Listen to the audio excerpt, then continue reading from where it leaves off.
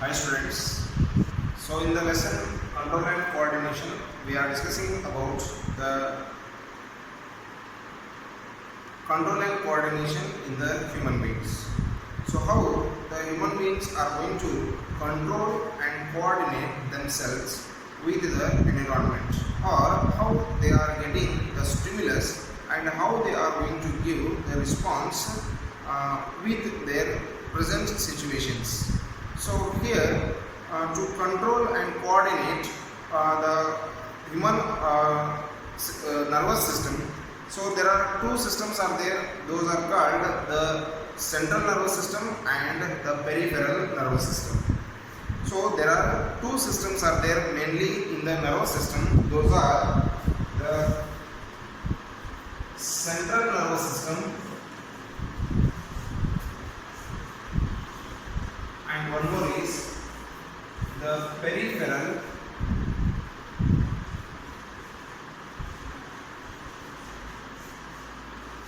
nervous system. So here the nervous system includes these two types. So the nervous system is going to divide again into two types, that is the central nervous system and one more is the peripheral nervous system. So the brain and spinal cord comes under the brain and the spinal cord comes under the central nervous system. And again the nerves either maybe it is whatever the type of the nerve it is. Already we have seen there are three different types of nerves are there. Those are the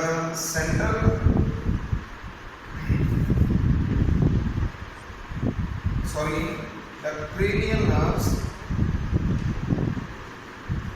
spinal nerves, and one more is visceral nerves. So these are the three types of nerves that comes under the peripheral nervous system. So here the central nervous system consists the brain and spinal cord. Peripheral nervous system consists the nerves, which are the three types: cranial nerves, spinal nerves, and visceral nerves. So here again in this peripheral nervous system we can see two types of the peripheral nervous systems are there. So the first one is voluntary peripheral nervous system, and again here the involuntary peripheral nervous system. So peripheral nervous system is again going to divide into two types, that is the voluntary peripheral nervous system and one more is involuntary peripheral nervous system. So here the peripheral nervous system, in which the functions are going to be controlled by the wish of the person, they are called the voluntary peripheral nervous system. So involuntary means which are not in our control. So already about the voluntary and involuntary we have seen in the 9th standard about the voluntary and involuntary muscles of our body. So here in detail let us study about the peripheral nervous system first. So here already we know that the peripheral nervous system means the nervous system which consists about, which is mainly explains about the nerves of our body. Either it is the cranial nerves, spinal nerves, or the visceral nerves. So there are three types of nerves are there. So among these nerves there are again two types of nerves are there. So that is the sensory nerves and the motor nerves. Sensory nerves and motor nerves are there in cranial, spinal and visceral also. We can see again two types of nerves are there. That is the sensory nerves which receives the stimulus and the motor nerves which gives the response. So here these are the types of the nerves. So here before going in detail about this peripheral nervous system, let us see about the one more concept, that is the reflex action and the reflex arc.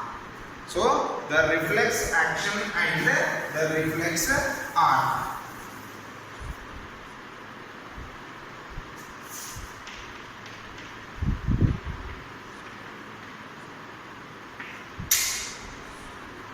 So maybe it is not visible to you. So here reflex action and one more is the reflex arc. So here this is the very important concept of this peripheral nervous system here. So here what do you mean by the reflex action and what is the reflex arc? So the reflex action means this is the very simplest response or behavior or the response of any stimulus. So any kind of response that we can see in our day-to-day life in all the aspects. So that is called the reflex action.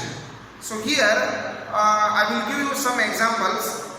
The action which is given by the person in the sudden actions or in the sudden cases. So here we can consider, if you touch a hot utensil or if you step on a sharp material or sneezing or coughing or yawning. So these are some examples for this reflex action. So what is going to be happened in these examples? So first example, consider if you touch an hot utensil or a plate, what will happen then? Suddenly you will pull back your hand from that, away from that hot utensil. So here whatever the reaction given by your hand or given by you, that is the reflex action. I hope you are getting the point here. So I will give the diagrammatic representation of this example here also. So consider this one as the hot utensil. If you touch this hot utensil, what happened? Definitely you will pull back your hand away from this hot utensil. Is it clear? Yes. So how this action is going to take place? Is it clear? So whatever the response given by you, that is the reflex action. The sudden response given by an person or the sudden response given by an organism. So that is called the reflex action. So when you are going to step on a sharp ended nail, so what happened there? Definitely you will pull back, you will pull your leg away from that nail. Is it? Yes. And again when you are going to sneeze, again definitely at that time your eyes will close themselves. Is it? Yes. And at the time of yawning, again your eyes are going to close themselves. When your eyes get suddenly some dust, definitely again the pupils of your eyes are going to close. So again when you are going to enter suddenly to the sharp light, so your eyes will become short or small. Or when you are going inside a dark room, so at that time your pupils, so your eye pupils are going to open or they are going to be make themselves even little bigger from the general or the regular size. So when you are going to show, when you are watching in the normal light, your eyes are in the normal position. But when you enter the dark room, your eyelids are going to show themselves little bigger. Why? Means they need more light. So here already you know what do you mean by the rod cells and what are the cone cells. So the cells which are responsible for giving the actions or the response towards the dark light and the sharp light or dim light. So here the rod cells which are responsible for or which are active in the dim light. So which are not responsible to give you the color of the substance or object. And the cone cells are the cells which are responsible for giving you the proper color of the object, that will show you or that will give you an idea of the proper color of the object. So here, depending upon the number of rods and cones which are present in our cells, so we are able to move in the dark, or at the night time we are not able to move without the torch. So it is because of the less number of the rod cells are present in our eyes. So here let me continue that one in the next session. So here let's move towards this example.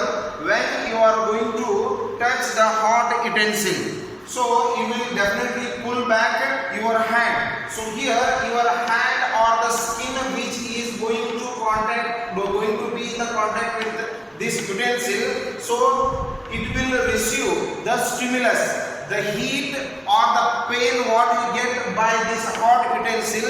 So that is the stimulus. So here the red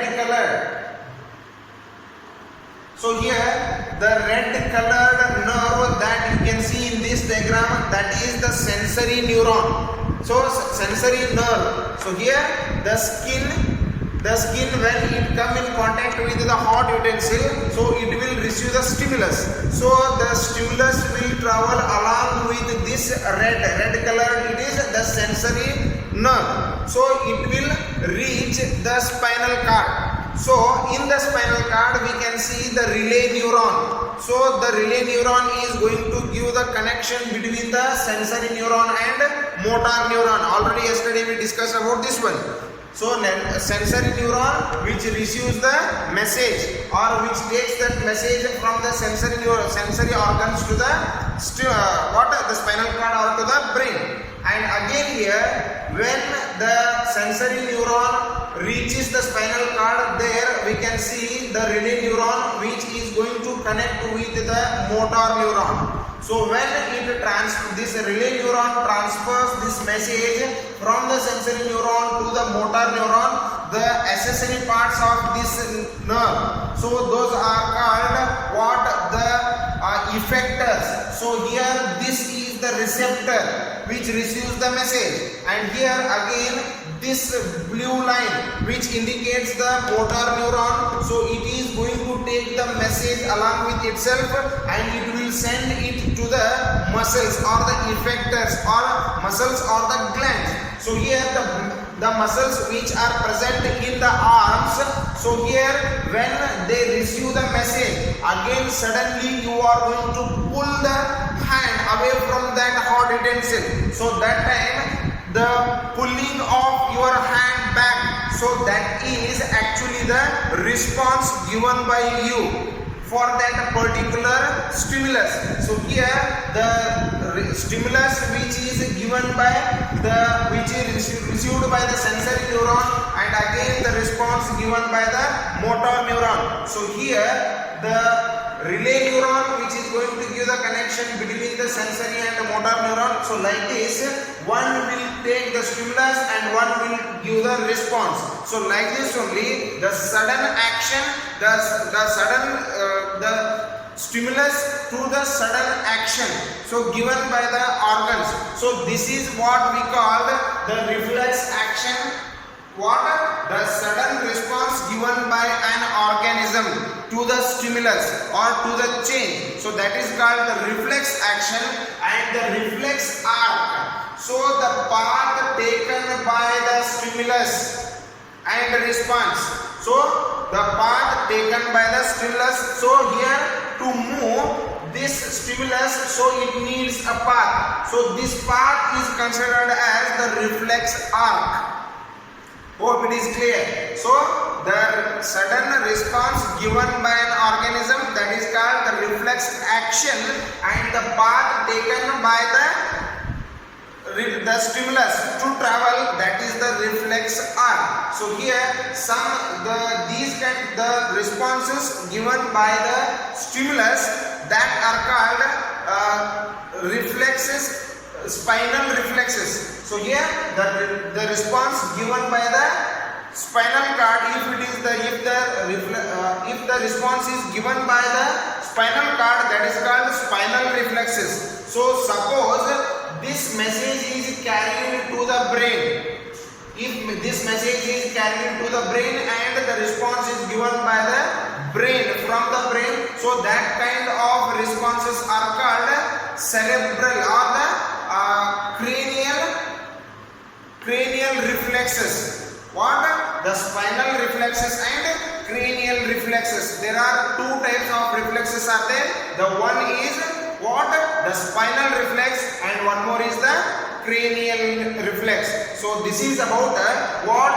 The reflex action and the reflex arc. The sudden action given by the sudden response given by the organism, that is called what? The reflex action, and the path taken by the organism to travel the path taken by the stimulus, that is called the reflex arc. So this is about the reflex action and the reflex arc. So regarding the next, how the coordination is going to take place by the other kind of stimulus, we will discuss that one in the next session. Thank you for watching.